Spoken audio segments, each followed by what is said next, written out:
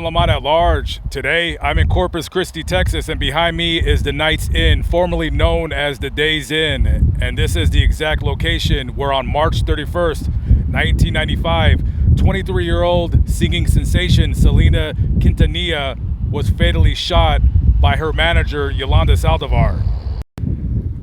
On March 31st, 1995, 23-year-old Selena Quintanilla came to this motel, which was then known as the Days Inn, to confront her manager at the time, Yolanda Saldivar. Abraham, Selena's father, had came to Selena and told him that two boutiques that she owned, one being in Corpus Christi, the other being in San Antonio, was missing funds in the amount of around $60,000. And on top of that, they were receiving angry letters from fans saying that they had paid their membership to join the Selena fan club, which Yolanda was the manager or the president of, and they had not received their welcome packets.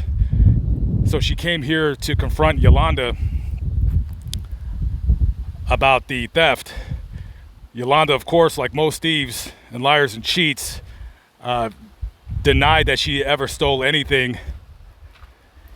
And on that day, March 31st, 1995, Yolanda pulled out a gun and put it against her head and was threatening to shoot herself. According to court testimony, Yolanda says that she did not mean to shoot Selena, that when she was pointing it, the gun accidentally fired as she was pointing to Selena to get out.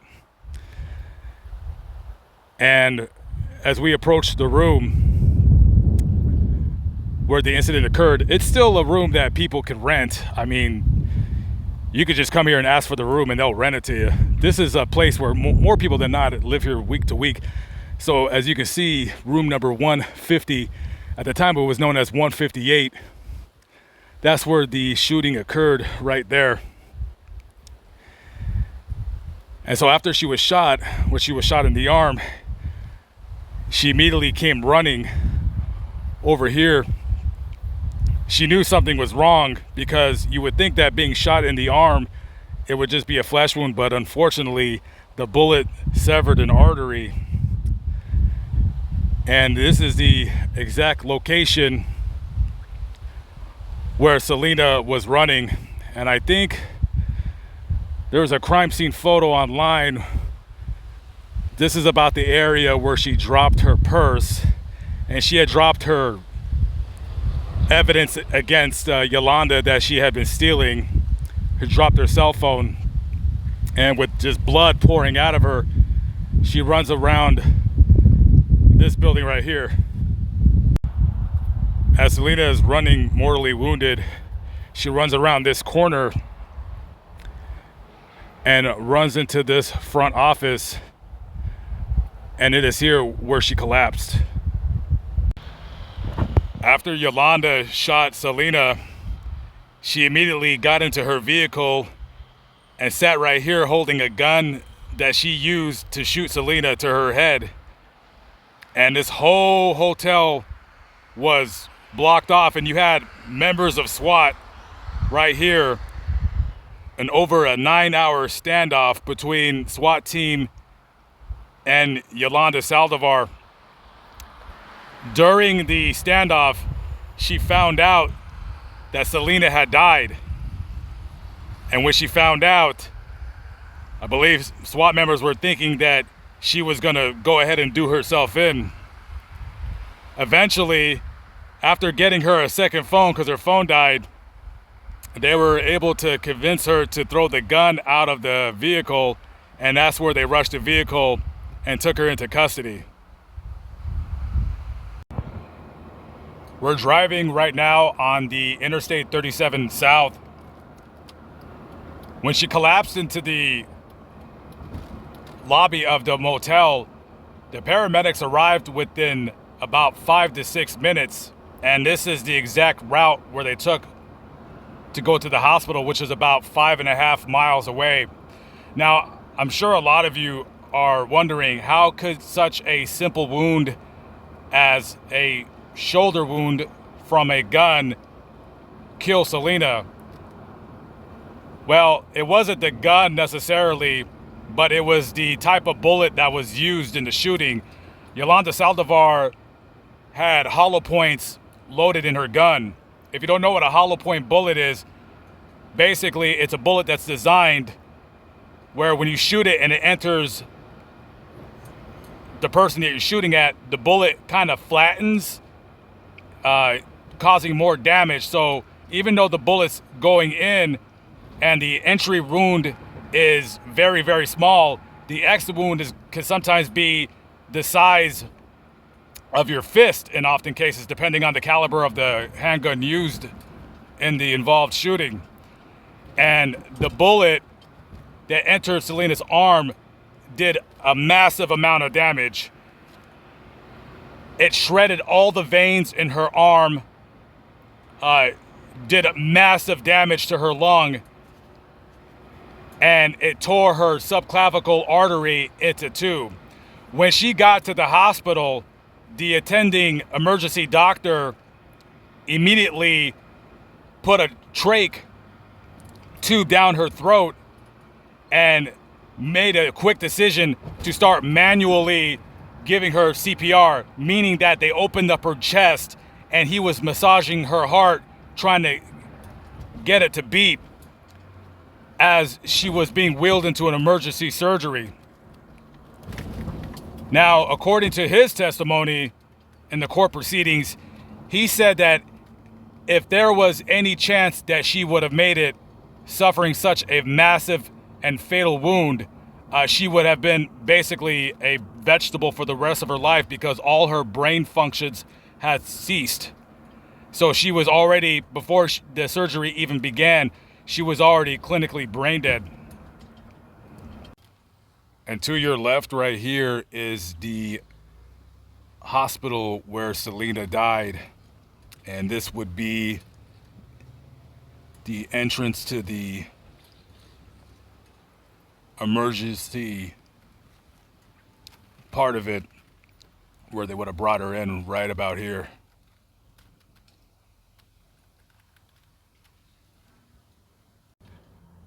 Currently, we're driving down Bloomington Street, and not this first house to your left, but if you look at the second and the third house, the bigger house right there, that is where Selena's family lived.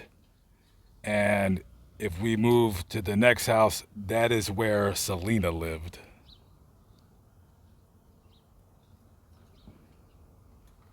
The owners of the house are outside, so I didn't want to stop too long in case they wanted to give me bad juju, if you will. But yeah, this fence right here, that was Selena's backyard right there. Only about a couple blocks down the street from where she lived is this mural that was made for Selena on the side of a corner market store.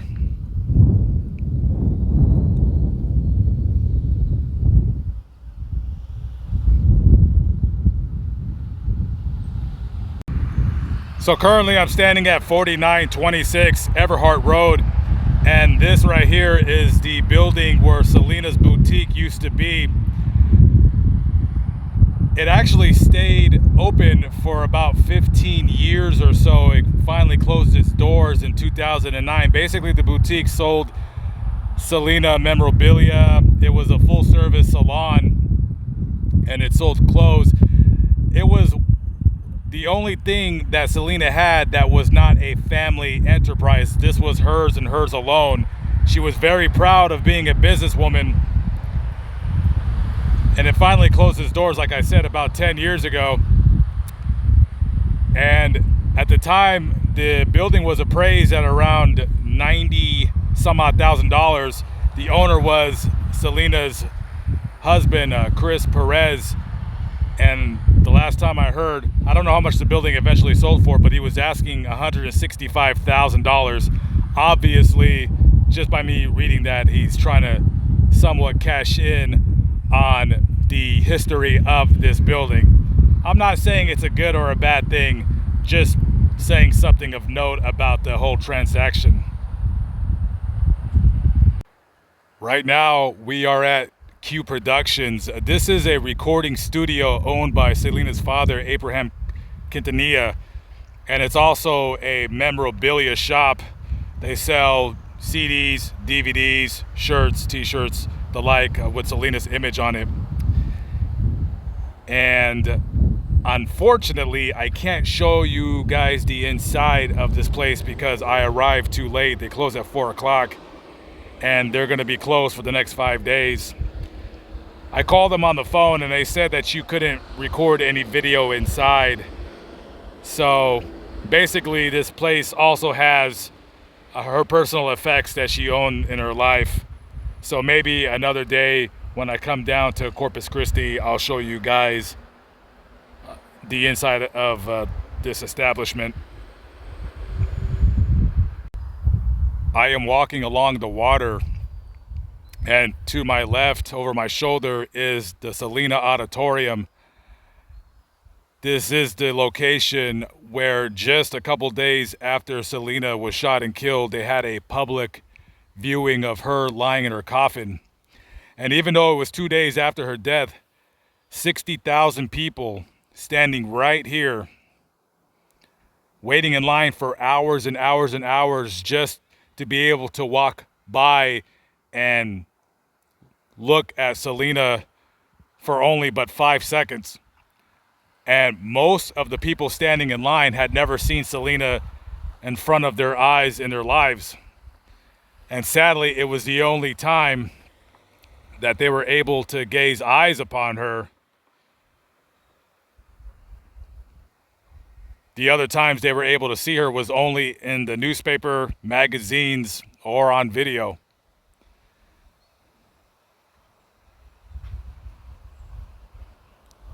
Can you imagine just 60,000 people and one long line just wrapped around this building over through the other side? Amazing. You could only imagine how many police cars and crowd control and security. So we have one more location to visit, and that is, of course, Selena's gravesite and the cemetery where she's located. Seaside Memorial is about 5 miles straight down this road right over there. And for the final part of the video, we are at the Seaside Memorial Park here in Corpus Christi, and I'm going to show you the grave of Selena. And here we are at the final resting place of Selena.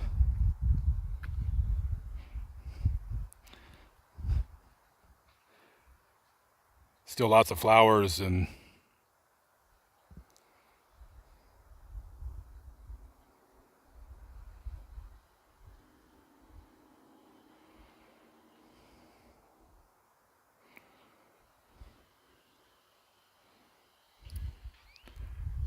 her plaque is inscribed Selena Quintanilla Perez, April 16th, 1971 to March 31st, 1995. He will actually swallow up death forever, and the sovereign Lord Jehovah will certainly wipe the tears from all faces. Isaiah 25:8. And the same is also translated in Spanish.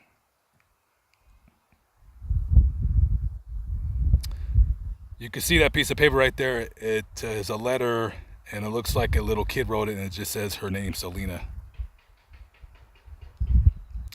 I remember when she died, I never even heard of her, and everybody in Hollywood, there was all kinds of crowds just gathered on the corners and at different, there was a big Latino record music store, and there was probably 500 people out there. And I did not know at the time, but sadly after her death, I came to find out how popular she was and how talented she was. A truly great performer, very good singer, tragically killed at only the age of 23. She had just became a millionaire the year that she died. And the level of success that she would have obtained once she ventured into the English world would have been truly immense. She would have been forever the most popular Latina singer possibly ever in history.